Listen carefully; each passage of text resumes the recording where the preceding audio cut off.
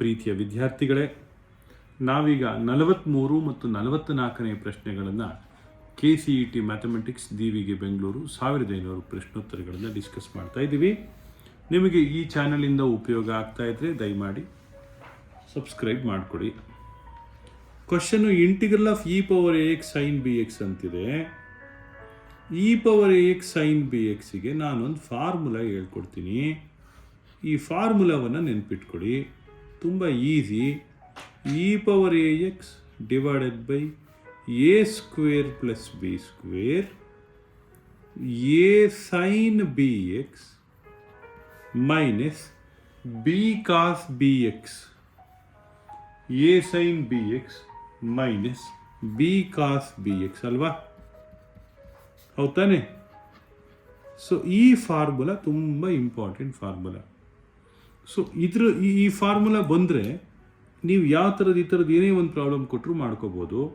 e⁴ax by a square plus b square a sin bx minus b cos bx. ಹೌದಾ? a sin bx minus b cos bx ಅಂತ ಬರೀಬೇಕು.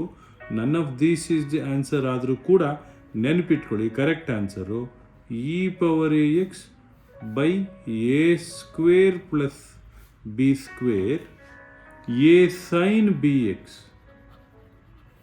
Minus b cos bx. ಈಗ ಇದ್ರ ಮೇಲೆ if a = 1 b = 1 ಆದಂಥ ಸಂದರ್ಭದಲ್ಲಿ ನಾವು ಇದಕ್ಕೆ ಏನು ಆನ್ಸರ್ ಬರೀಬೇಕು? ಇಫ್ a = 1 b = 1 ಆದರೆ ಆನ್ಸರ್ ಏನಾಗ್ತದೆ? e⁴x ಆಯಿತು. 1 ಸ್ಕ್ವೇರ್ ಪ್ಲಸ್ 1 ಸ್ಕ್ವೇರ್ ಅಂದರೆ 2 ಆಯಿತು. a sin bx ಅಂದರೆ ಬರೀ sin x ಆಯಿತು. b cos bx ಅಂದರೆ cos x ಆಯಿತು. ಅರ್ಥ ಆಯ್ತಲ್ಲ? e⁴x by 2 sin x minus cos x ಆಯಿತು. ಹೌದಲ್ವಾ? ಅದಕ್ಕೆ option C e⁴x by 2 sin x minus cos x is the right answer. ಪ್ರೀತಿಯ ವಿದ್ಯಾರ್ಥಿಗಳೇ, ಇದೇ ಥರದ್ದು ಇನ್ನೊಂದು ಫಾರ್ಮುಲಾ ಇದೆ. ಅದೇನಪ್ಪ ಅಂದರೆ e⁴ax cos bx dx. ಇದು ಸ್ಟಾರ್ಟಿಂಗ್ ಹೀಗೆ ಇರ್ತದೆ ಫಾರ್ಮುಲಾ ನೋಡಿ. e⁴ax divided by a square plus b square, ಆಮೇಲೆ a cos bx plus b sin bx. ನೆನ್ಪಿಟ್ಕೊಳ್ಳೋದು ಹೇಗೆ ಅಂತ.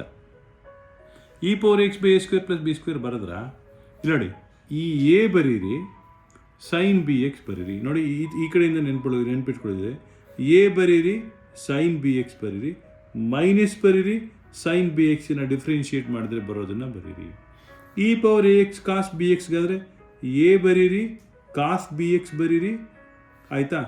ಮೈನಸ್ ಬರೀರಿ, ಹೌದು ಮೈನಸ್ಸೇ ಬರೀರಿ. cos bx ಡಿಫ್ರೆನ್ಶಿಯೇಟ್ ಮಾಡಿದ್ರೆ ಮೈನಸ್ b sin bx ಬರುತ್ತೆ, ಅದನ್ನು ಪ್ಲಸ್ ಆಯಿತು. ಕನ್ಫ್ಯೂಸ್ ಮಾಡ್ಕೊಳ್ಳೋದು ಬೇಡ. ಮುಂದೆ ಪ್ರಾಬ್ಲಮ್ಗಳು ಬಂದಾಗ ಅದನ್ನು ಬಳಸ್ತೀವಿ. ಇದು ನೆನ್ಪಿಟ್ಕೊಳ್ಳಿ, ಇಂಪಾರ್ಟೆಂಟು. ಇದು 43 ಮತ್ತು 44ನೇ ಪ್ರಶ್ನೆಗಳು. 43, 44ನೇ ಪ್ರಶ್ನೆಗಳು ನಿಮ್ಮ 1500 ಪ್ರಶ್ನೋತ್ತರಗಳಲ್ಲಿ ನೋಟ್ ಮಾಡ್ಕೊಳ್ಳಿ. ಪ್ರೀತಿಯ ವಿದ್ಯಾರ್ಥಿಗಳೇ, ನಾವೀಗ 45 ಮತ್ತು 46ನೇ ಪ್ರಶ್ನೆಗಳನ್ನು ಡಿಸ್ಕಸ್ ಮಾಡ್ತಾ ಇದ್ದೀವಿ. DVಗೆ ಬೆಂಗಳೂರು KCET ಮ್ಯಾಥ್ಸ್ 1500 ಪ್ರಶ್ನೋತ್ತರಗಳಲ್ಲಿ ಈ 45 ಮತ್ತು 46ನೇ ಪ್ರಶ್ನೆಗಳನ್ನು ಡಿಸ್ಕಸ್ ಮಾಡ್ತಾ ಇದ್ದೀವಿ. ಈ ಚಾನಲ್ನಿಂದ ನಿಮಗೆ ಉಪಯೋಗ ಆಗ್ತಾ ಇದ್ದರೆ ಸಬ್ಸ್ಕ್ರೈಬ್ ಆಗಿ. ಪ್ರಶ್ನೆ 45ನೇ ಪ್ರಶ್ನೆ ಹೀಗಿದೆ. e⁴x ಇಂಟು ಎಕ್ಸ್ ಅಂತ ಹೇಳಿ. ಏನಪ್ಪ integral of e⁴x into X ಅಂತ? ಒಂದು ಮೆಥಡ್ ಹೇಳ್ಕೊಡ್ತೀನಿ. ಇದು valid for only one term is algebraic term with positive power ಇದ್ದಾಗ ಮಾತ್ರ, ಆಯಿತಾ?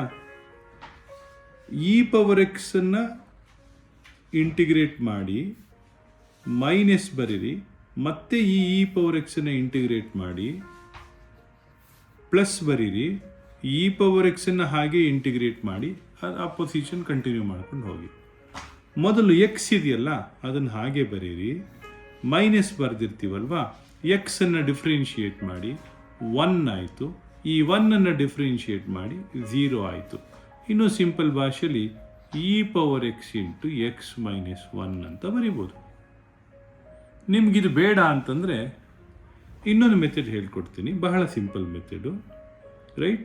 ಈ ಆಲ್ಜಿಬ್ರಾಯಿಕ್ ಟರ್ಮ್ ಇರುತ್ತಲ್ಲ, ಏನು ಟರ್ಮ್ ಕೊಟ್ಟಿರ್ತಾರೆ ಅದನ್ನು ಫಸ್ಟ್ ಬರೆದ್ಬಿಡಿ, ಎಕ್ಸ್ ಅಂತ. ಮೈನಸ್ ಬರೀರಿ, ಎಕ್ಸನ್ನು ಡಿಫ್ರೆನ್ಷಿಯೇಟ್ ಮಾಡಿರಿ, 1 ಆಯಿತು, ಆಯಿತಾ? ಪ್ಲಸ್ ಬರೀರಿ, 1ಅನ್ನು ಡಿಫ್ರೆನ್ಷಿಯೇಟ್ ಮಾಡಿ, 0 ಆಯಿತು. 0 ಬಂದರೆ ಸಿ ಬರೆದ್ಬಿಟ್ಟು ನಿಲ್ಲಿಸಿ. ಈ ಎಕ್ಸ್ಪೋನೆನ್ಷಿಯಲ್ ಟರ್ಮ್ ಇರುತ್ತಲ್ಲ ಇ ಪವರ್ ಎಕ್ಸ್, ಅದನ್ನು ಹಾಗೆ ಫಸ್ಟು ಇಂಟಿಗ್ರೇಟ್ ಮಾಡ್ತೀರಿ, ಅದಕ್ಕೆ ಇ ಪವರ್ ಎಕ್ಸೇ ಆಗುತ್ತೆ, ರೈಟ್?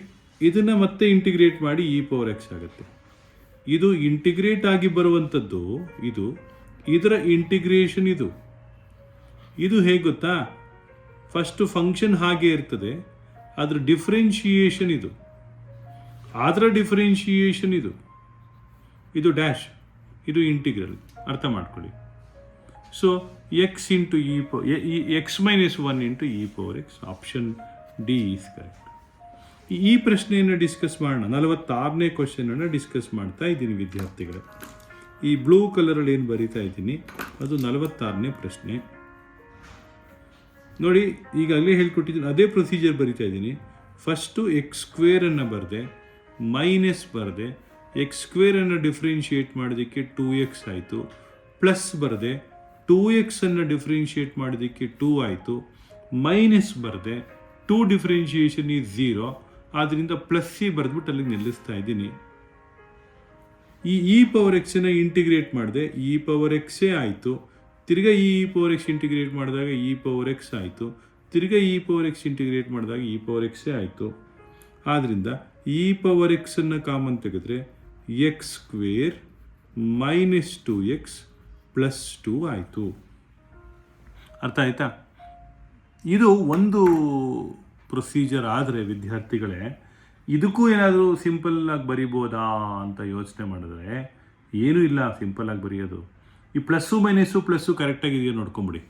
ನೋಡಿ, ಫಸ್ಟ್ ಟರ್ಮ್ ಪ್ಲಸ್ ಇರಬೇಕು, ಆಮೇಲೆ ಮೈನಸ್ ಇರಬೇಕು, ಆಮೇಲೆ ಪ್ಲಸ್ ಇರಬೇಕು.